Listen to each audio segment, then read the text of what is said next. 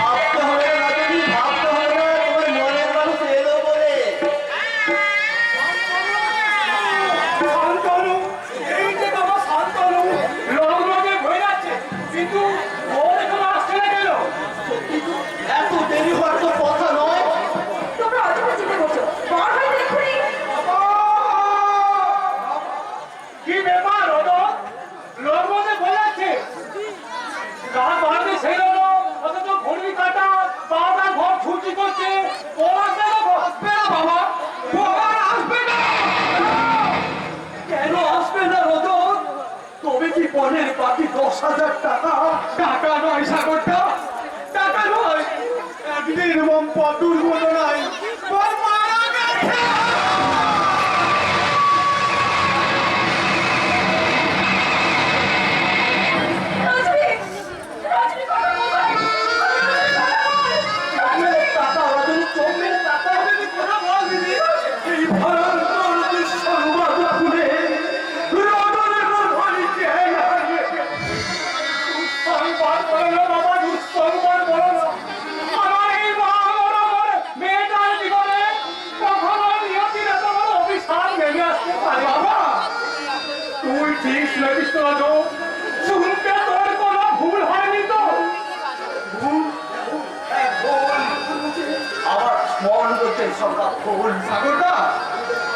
আমি তোমায় হাত জোড় করে অনুরোধ করে বলছি ভাই, তুমি শুধু একটি বার বলো, একটু আগে তুমি যা শুনেছ সব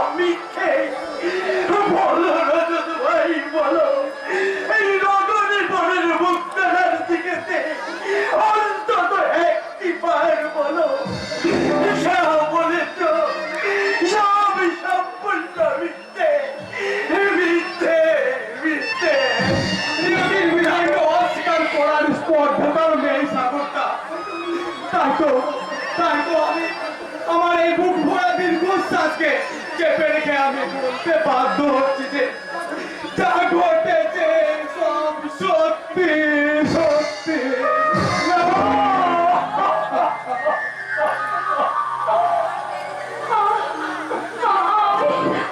আমি কোথায় আমি কোথায় চল ভেতরে যাবো কেন বাবা বাবা তোমার চোখে জল কেন সাগরদা সাগরদা আপনি নীরব কেন রজত শান্তনু বাবু সত্যি তোরা সবাই ওভাবে মুখ ফিরিয়ে দাঁড়িয়ে আছিস কেন কি হয়েছে চুপ করে আছিস কেন বল কি হয়েছে তবে কি আমার বাঁধনের রাতে নবজীবনের শুরুতে বেজেছে বিসর্জনের বাজনা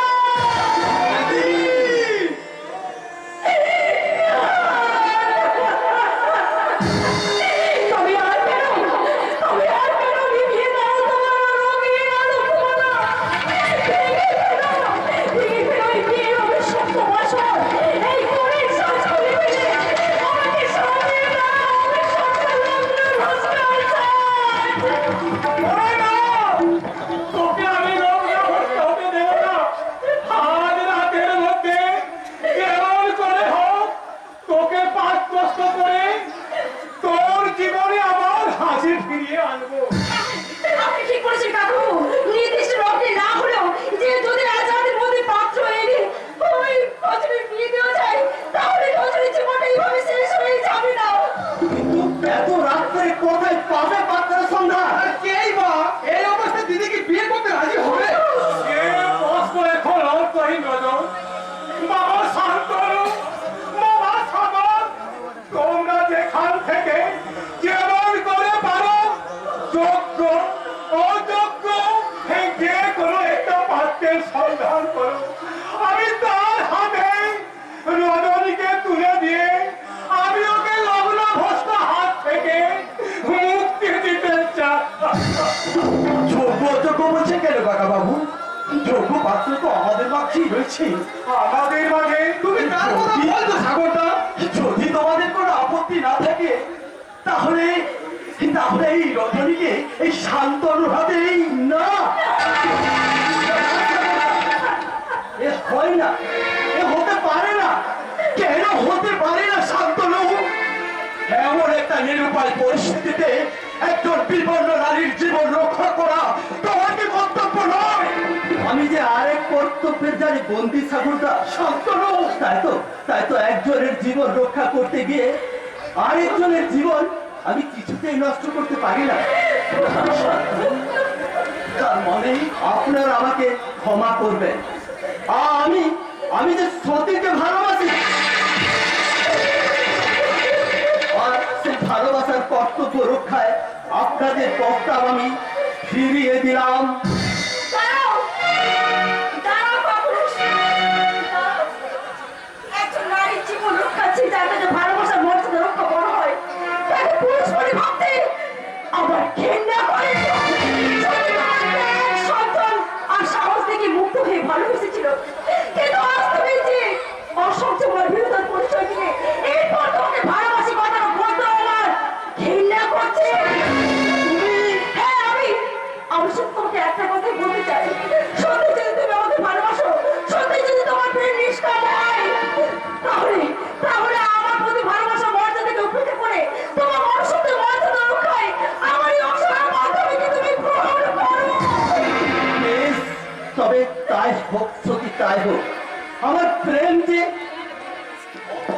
নয়, আমার এই ভালোবাসা যে চন্দ্র সূর্যের মতো সত্য তা প্রমাণ করতে আমার এই স্বর্গীয় ভালোবাসার অপমৃত্যু ঘটিয়ে আমার মনুষ্যত্বের মর্যাদা বিবেক বিসর্জন দিয়ে এই তোমার বান্ধবী রজনীকে আমি আমার জীবন সঙ্গিনী রূপে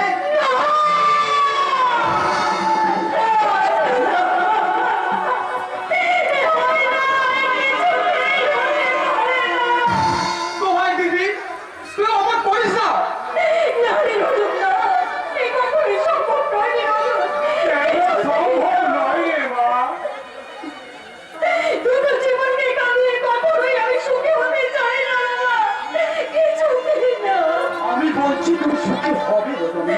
সাগরদা, এই রজনী যদি রত্ন ভস্ম হয় তাহলে শুধুমাত্র রজনী একা কাঁদবে, কিন্তু শান্তনু বাবু যদি আমাকে গ্রহণ করে তাহলে সুখী আর শান্তনু বাবু সারা জীবন আজীবন হাহাকার করে নারী আছে না। আমার প্রেমকে পরিধি যদি ধরছি বলে বোঝাতে পারছে আমাকে, তাহলে আমার যে সুখী আর কেউ হবে না, রজনী কেউ হবে না। আর আমার করো না রজনী, এবার আমাদের সম্মতি দাও। সাগরদা, কথা দে মা, তুই আমায় কথা দে। শান্তনুদাকে তুই গ্রহণ কর দিদি।